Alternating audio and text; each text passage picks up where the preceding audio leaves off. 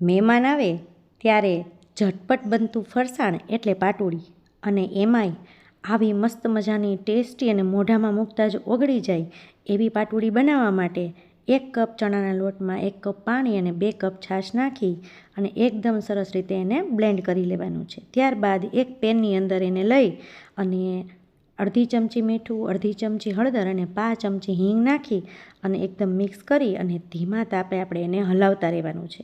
એકદમ ઘટ થઈ જાય અને આ રીતની કન્સિસ્ટન્સી થાય ત્યાં સુધી એને હલાવવાનું. ત્યારબાદ ગેસની ફ્લેમ બંધ કરી અને પ્લેટફોર્મ ઉપર એને ઢાળી દેવાનું અને પતરાની મદદથી એને પ્લેટફોર્મ ઉપર સરસ રીતે એકદમ પાતળું પાતળું રહે લેયર, એ રીતે એને આ રીતે એને ફેલાવી દેવાનું છે અને 5-10 મિનિટ માટે રેસ્ટ કરવાનો. ત્યારબાદ છરીની મદદથી આ રીતે આપણે જે સાઇઝની પાટોળી બનાવવી છે એ સાઇઝના ચેકા મારી દેવાના.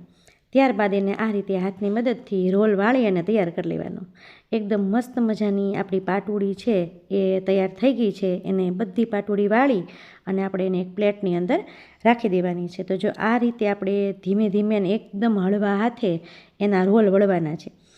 ત્યારબાદ એને આપણે વઘાર કરવાનો છે અને વઘાર પણ એકદમ આપણે એનો સિમ્પલ કરીશું. તો એક વઘારિયાની અંદર આપણે 2 પાવડા શીંગતેલ ગરમ થાય એટલે 1 આખી ચમચી રાઈ અને 5 ચમચી હિંગ નાખી અને ગેસની ફ્લેમ બંધ કરી દઈશું. બધી રાઈ ફૂટી જાય ને એટલે 2 મરચાંને મેં નાના મોટા કાપી લીધા છે. તો 2 લીલા મરચાં ઉમેરી, મીઠા લીમડાના પાન ઉમેરી દઈશું અને એની સાથે 2 ચમચી સફેદ તલ ઉમેરી અને ચમચીની મદદથી સરસ રીતે આપણે એને મિક્સ કરી દેવાનું છે.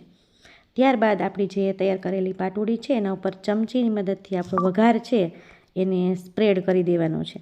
તો આ રીતે આપણી પાટોળી તૈયાર થઈ ગઈ છે અને ઉપરથી આપણે એમાં સૂકું ખમણ અહીંયા મેં નાખ્યું છે ટોપરાનું.